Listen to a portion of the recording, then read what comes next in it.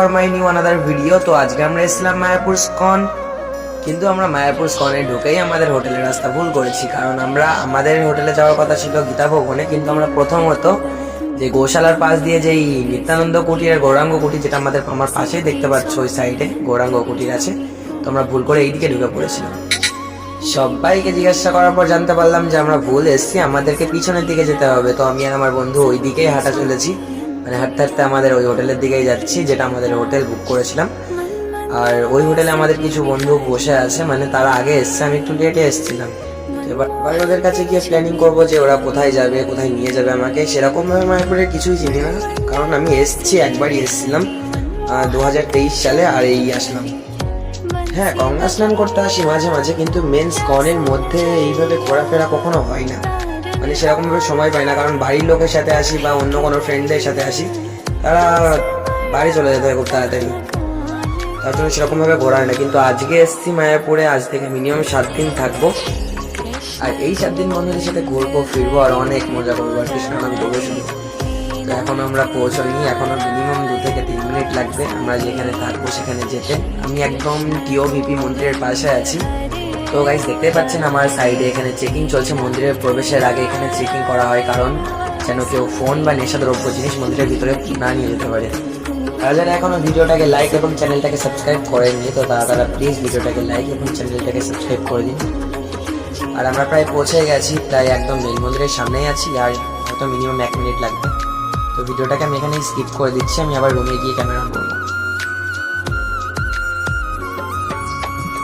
তো গাইস দেখতেই পাচ্ছেন আমরা হোটেলে চলে এসেছি, সামনে আমাদের হোটেল। তো হোটেলের বাইরেটা অনেক সুন্দর করে সাজানো ছিল, যেগুলো অনেক ভালো লাগলো। আর হোটেলের রুমে আমাদের ফ্রেন্ডরা অপেক্ষা করছে, তো ওদের কাছে গিয়ে ভিডিও স্টার্ট করছি। হ্যালো এভরিওয়ান, তো আমরা এখন হোটেলের মধ্যে আছি, তো সবাই মিলে স্নান করতে যাচ্ছি। এগুলো সবাই আমার ফ্রেন্ড, তো সবাই মিলে এসেছে আমাদের গীতা জয়ন্তী অনুষ্ঠানে।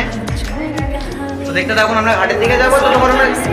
তো গাইস যারা যারা আপনারা আসতে চান এখানে তো আসতে পারেন, নাম্বার দেওয়া আছে স্ক্রিনে। 550 টাকার মধ্যে খাওয়া দাওয়ার পুরো ফ্রি, তো যারা যারা চাই তো আসতে পারেন।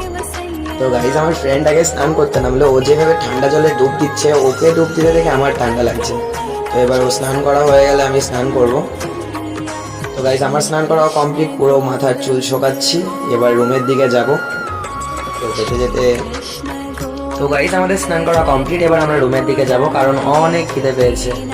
তো আমরা ভিডিওটা এখানে স্টপ করছি, নাহলে ভিডিওটা অনেক লম্বা হয়ে যাবে, আবার ওখানে গিয়ে স্টার্ট করব। আর গাইস দেখতে থাকুন আমাদের দুপুরে কি কি খেতে দেওয়া হয়। আর গাইস অনেকদিন পর শালপাতায় কিছু খাচ্ছি, তো আপনারা লাস্ট কবে শালপাতায় কিছু খেয়েছেন কমেন্ট করুন। তো গাইস আমরা খাওয়া দাওয়ার পরে যাব স্বামী প্রভুপাদের কুটিরে, যেটা মায়াপুর মেন মন্দিরে ঢুকেই, মানে মেন গেটে ঢুকেই যেটা পড়ছে স্বামী প্রভুপাদের কুটির। এটা হচ্ছে স্বামী প্রভুপাদের কুটির, যেটা আমার স্ক্রিনে দেখতে পাচ্ছেন। ভিতরের দিকে গাইস আমি যতটুকু জানি স্বামী প্রভুপাদের আদেশে এই কুটির থেকেই মায়াপুর স্কন সংস্থা শুরু হয়েছিল। তো গাইস সন্ধ্যে আরতির পর দেখো সব ভক্তরা সব নাচানাচি করছে মন্দিরের সামনে। অনেক ছোট ছোট ভক্তরাও আছে, অনেক বড় বড় ভক্তরাও আছে। আর এদিকে সবাই দেখছে দর্শক কৃষ্ণ ভক্ত।